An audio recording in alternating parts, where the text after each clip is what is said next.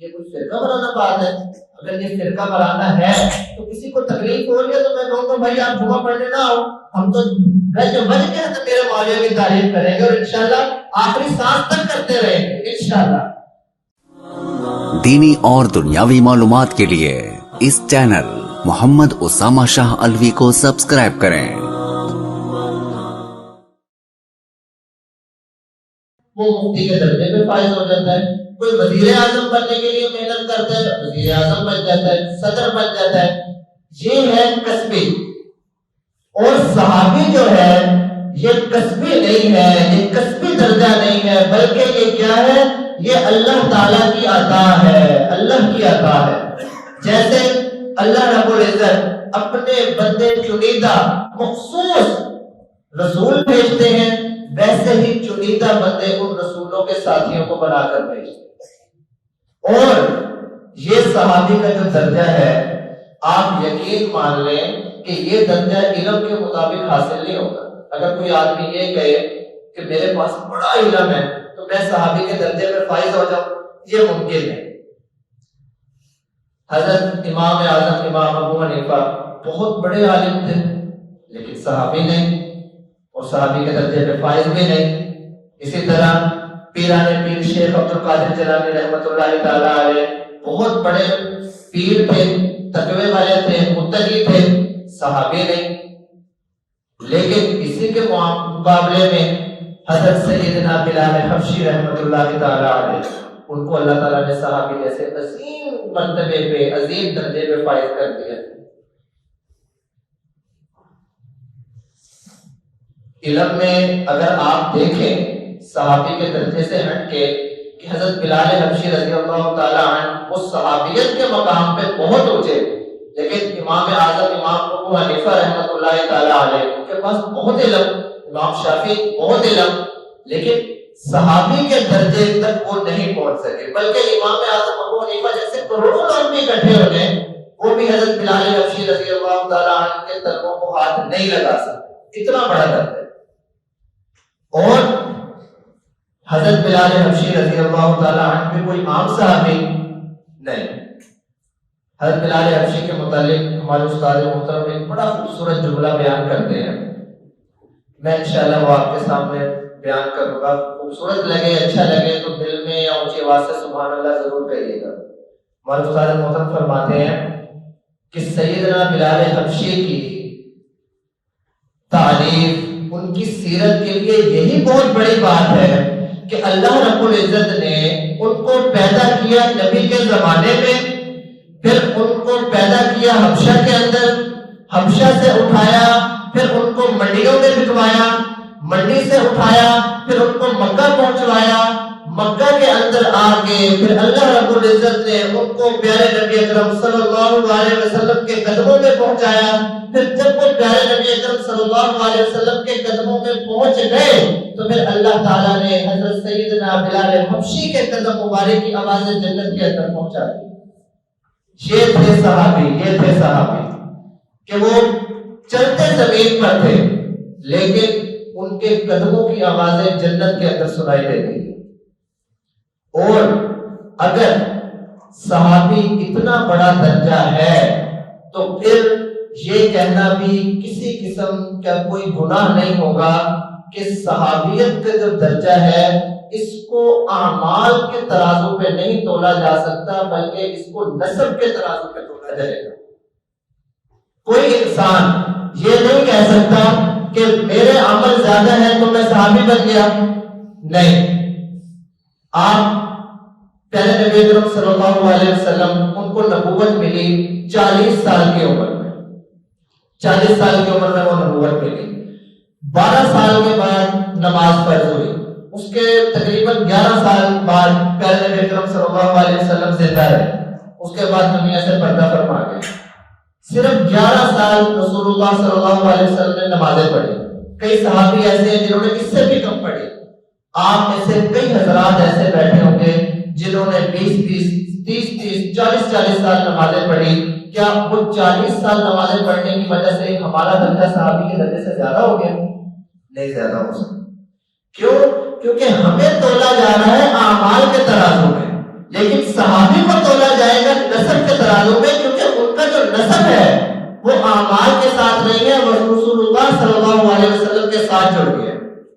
پھر یہ کہنا کہ صحابی یہ ہے، صحابی یہ ہے، صحابی کے بارے میں یہ بات کرنا، صحابہ کے بارے میں یہ بات کرنا، تو یہ جائز نہیں ہے، بلکہ یہ سراسر گناہ ہے، گناہ ہے اور گناہ ہے.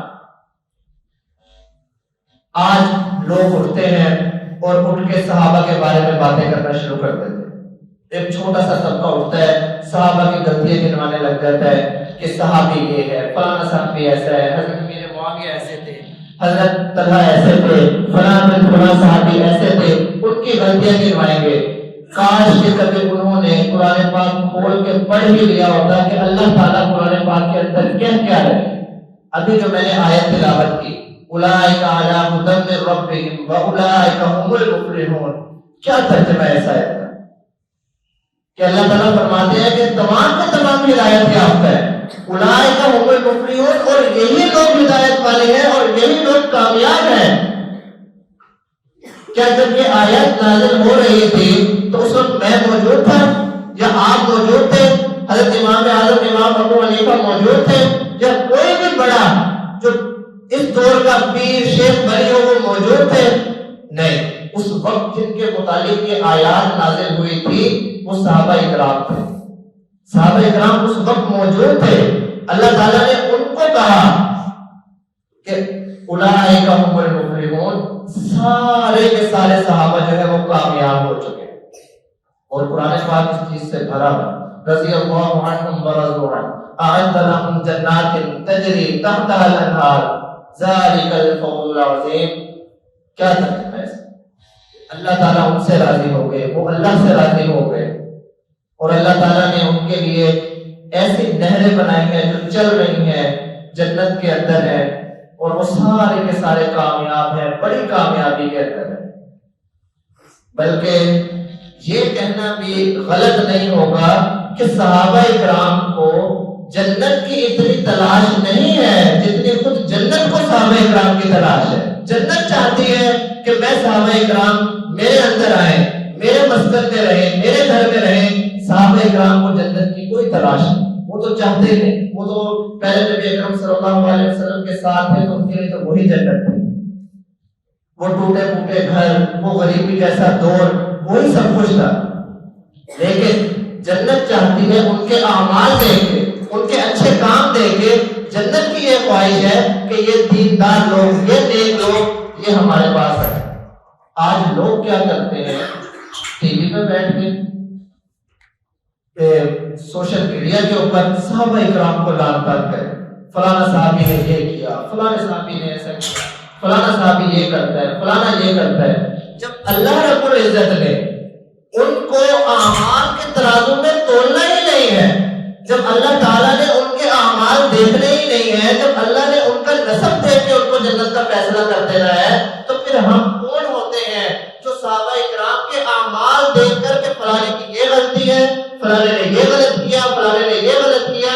ہم کون ہوتے ہیں ان کے اعمال دیکھ کر ان کو جج کرنے والے کہ ان کے اعمال کے مطابق ہم فیصلہ کریں کہ یہ عاشق ہے یہ جنت میں جائے گا، فلانا صحابی جہنم میں جائے گا، فلانا جنت میں جائے گا. جب اللہ تعالیٰ کہہ رہے ہیں کہ میں ان سے راضی ہو گیا، میں نے ان کا نسب دیکھ کے ان سے راضی ہو گیا ہوں، تو پھر ہمیں بھی ان کے بارے میں باتیں چھوڑ دینی چاہیے. بلکہ چھوڑ کیوں دینی چاہیے؟ ان کے قصیدے پڑھنے چاہیے. میرے پاس آج دین ہے، آپ سب لوگ آج یہاں مسجد کے اندر نماز پڑھنے آئے ہیں، دین حاصل کرنے آئے ہیں. یہ دین ہم تک کس طرح پہنچا ہے؟ یہ دین اللہ تعالیٰ کے پہلے نبی اکرم صلی اللہ علیہ وسلم کے احسان کے بعد جو سب سے بڑے ہمارے محسن ہیں وہ خود صحابہ اکرام. انہوں نے کسی قسم کی خیانت کیے بغیر، کسی قسم کی بے وفائی کیے بغیر انہوں نے دین کو جس طرح پہلے نبی اکرم صلی اللہ علیہ وسلم سے سنا بعین ہی وہی دین آگے پہنچایا. وہ چلتے چلتے 1400-1500 سال گزر گئے. ایک قرآن پاک کی ایک حروف کے اندر، ایک زبر زیر کے اندر بھی رد و بدل نہ ہو سکے، کسی حدیث کے اندر رد و بدل نہ ہو سکے. قرآن پاک کی ایک اور آیت اللہ تعالیٰ صحابہ اکرام کے متعلق فرماتے ہیں اولئک حزب اللہ. کیا ترجمہ ہے حزب کا؟ آپ سب پڑھے لکھے لوگ ہیں، جانتے ہیں حزب کا مطلب ہوتا ہے لشکر، فوج. اولئک حزب اللہ، اللہ تعالیٰ فرماتے ہیں کہ صحابہ اکرام جو ہے یہ اللہ کی فوج ہے، اللہ کا لشکر ہے۔ آج کسی بھی ملک کے اندر، پاکستان ہے، انڈیا ہے، بنگلہ دیش ہے، یورپین کوئی ملک ہے، کوئی بھی ملک ہے، اس کے اندر اگر کوئی شخص بھی فوج کے اوپر کہ وہ بے وفا فوج ہے، ہمارا صحیح طرح خیال نہیں رکھتی، اگر ایک چیز کا فتویٰ لگا دے فوراً اس بندے کے اوپر غداری کا کیس ہو جائے، فوراً ایک لمحے کے اندر بغیر سوچے سمجھے۔ اور کہنا بھی نہیں چاہیے، وہ ہمارے محافظ ہیں، ہم رات کو چین سے سو رہے ہیں تو ان میں ان کا بہت بڑا ہاتھ ہے۔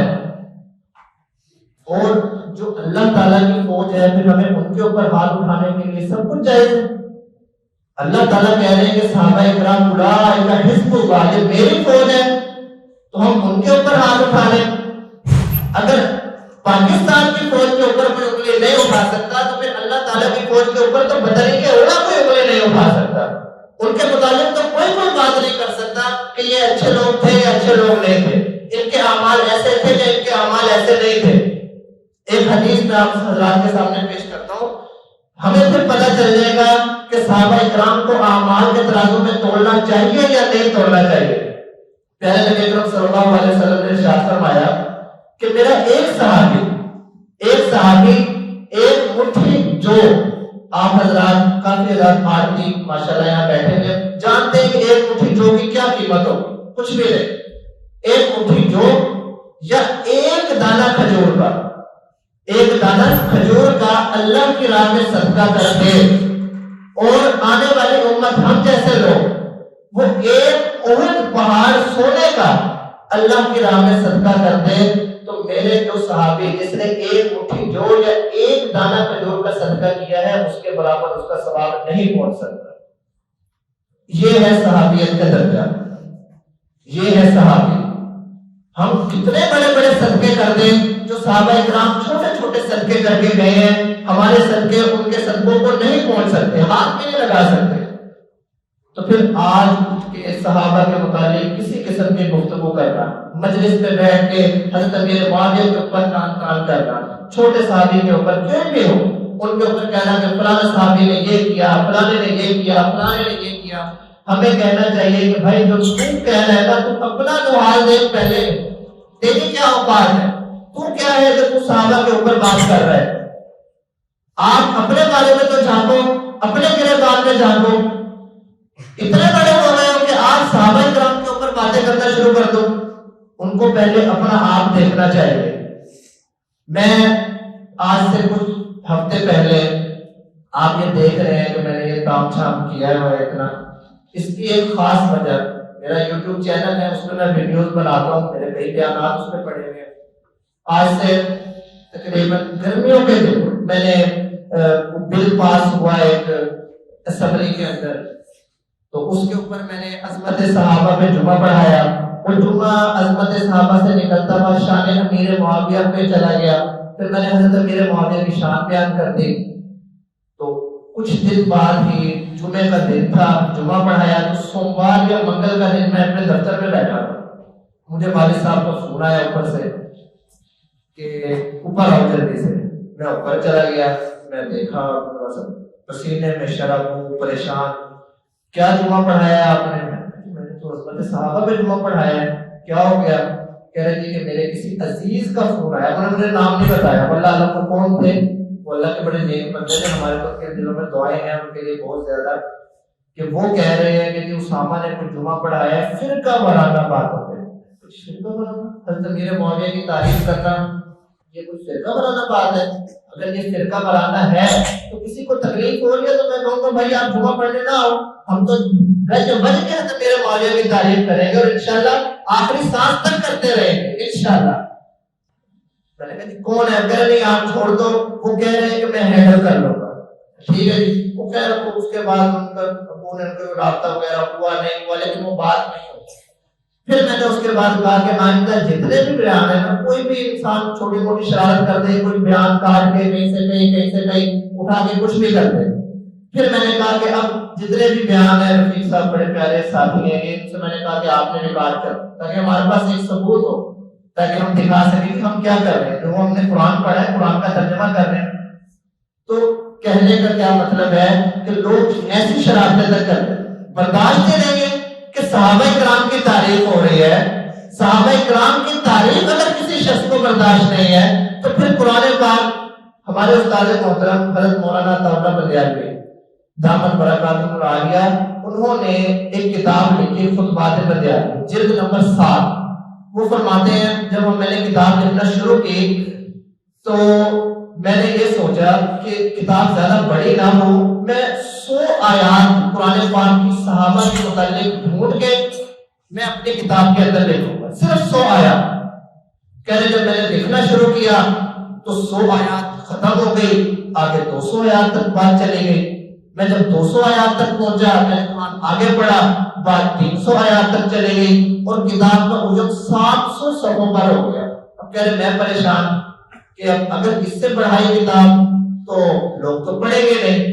کہہ رہے پھر میں نے قرآن پاک کے اندر سے 313 آیات چن کر نکال کر جو صرف اور صرف اللہ تعالیٰ صحابہ کرام کے گیت گا رہے ہیں، صرف صحابہ کرام کے گیت گا رہے ہیں، میں نے وہ 313 آیات نکال کر اپنی اس کتاب میں پڑھی اور کہتے ہیں کہ کوئی مجھ سے بھی بڑا انشاءاللہ عالم آئے گا تو وہ 313 کے 3013 آیات نکالے گا جو صرف صحابہ کرام کے متعلق ہیں۔ اب میرا سوال ہے جو صحابہ کرام سے بغض رکھتا ہے، جو امیر معاویہ رضی اللہ تعالیٰ سے بغض رکھتا ہے، ان سے سوال ہے کہ اگر آپ قرآن پاک کی ان آیات میں جن کے بارے میں صحابہ کرام کے متعلق تعریفات کی گئی ہیں، اگر آپ ان تعریفات کو مانیں گے ہی نہیں پھر تو آپ قرآن پاک کے منکر ہو گئے، پھر تو آپ نے قرآن پاک کو جھٹلا دیا۔ لوگ سمجھتے ہیں کہ جب ہم حضرت امیر معاویہ کی تعریف کر رہے ہیں تو نعوذ باللہ نقل کفر نہ باجت ہم حضرت علی رضی اللہ تعالی عنہ کا مرتبہ کم کر رہے ہیں، حالانکہ ایسا سوچنا بھی گناہ ہے۔ حضرت علی رضی اللہ تعالی عنہ کا جو مقام ہے حضرت امیر معاویہ اس مقام کو ہاتھ میں نہیں لگا سکتے، یہ ہمارا ایمان ہے۔ لیکن جو آج کل کے مولوی مفتی اور جو آج کل کے لنڈے کے دانشور ہیں، تم سارے کے سارے بھی اکٹھے ہو جاؤ، تم حضرت امیر معاویہ کی جوتی کو بھی ہاتھ نہیں لگا سکتے۔ حضرت عمر بن عبدالعزیز رضی رحمۃ اللہ تعالی علیہ سے کسی نے پوچھا کہ حضرت امام ابو حنیفہ کا غالباً امام ابو حنیفہ کا نام لیا یا کسی اور کا نام لیا، حضرت عبداللہ ابن مبارک ان کا مرتبہ زیادہ ہے یا پھر حضرت امیر معاویہ رضی اللہ تعالیٰ عنہ کا؟ تو انہوں نے جواب دیا کہ حضرت امیر معاویہ رضی اللہ تعالیٰ عنہ جب جہاد کرنے کے لیے جاتے تھے اور راستے میں ان کے اونٹ کے جو سن تھے وہ زمین سے ٹکرا کے جو مٹی نکل کے ناک میں جاتے تھے، وہ جو ناک میں لگی ہوئی مٹی وہ بھی عبداللہ ابن مبارک کے مرتبے سے زیادہ ہے۔ حضرت امیر معاویہ تو بہت بڑی اور اونچی شان والے ہیں، یہ ایک صحابی کی شان ہے، یہ ایک صحابی کا مرتبہ ہے، لیکن ہم لوگ اس سے بے خبر ہیں۔ ہم یہاں بات کریں تو ڈر لگنے لگ جاتا ہے کہ اللہ معاف کرے پتہ نہیں کیا ہو گیا، لیکن ایسا نہیں سوچنا چاہیے۔ اور آخر میں یہ موضوع تو ختم ہے، ایک آخری بات کرنا چاہتا ہوں۔ الیکشن قریب ہے، پتہ نہیں الیکشن تک کوئی جمعہ مجھے ملے یا نہ ملے، میں صرف یہ کہنا چاہتا ہوں کہ 8 فروری آئے گا واپس چلا جائے گا، لیکن ہماری محلے داریاں، ہماری رشتہ داریاں، ہماری دوستیاں یہ ہمیشہ برقرار رہے گی۔ اس مجلس کے اندر کئی پی ٹی آئی کے بڑے جیالے بیٹھے ہیں، کئی پی پی کے جیالے ہیں، کئی نون لیگ کے ہیں، کئی جماعت اسلامی کے ہیں۔ ہم نے ہمیشہ ہی ساتھ رہنا، نہ ہم نے آپ کو کبھی چھوڑنا، نہ آپ نے فیس بک کے اوپر، سوشل میڈیا کے اوپر کسی، آپ ضرور اپنی جماعت میں شرح بڑھ چڑھ کے کریں، لیکن اس کی آڑ کے اندر کم از کم اپنی دوستیوں کو، اپنے رشتہ داریوں کو خراب مت کریں۔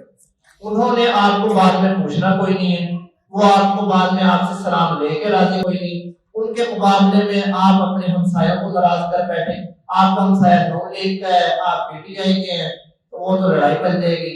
اس لیے آپ سے یہ گزارش ہے کہ آپ نے ان الیکشنوں کے دنوں میں بالکل بھی اپنی دوستیاں، اپنی رشتہ داریاں خراب نہیں کرنی۔ یاد رکھیں کہ کتنا تعلقی اسلام کے اندر حرام قرار دی گئی ہے، اور کتنا تعلقی کیا ہے؟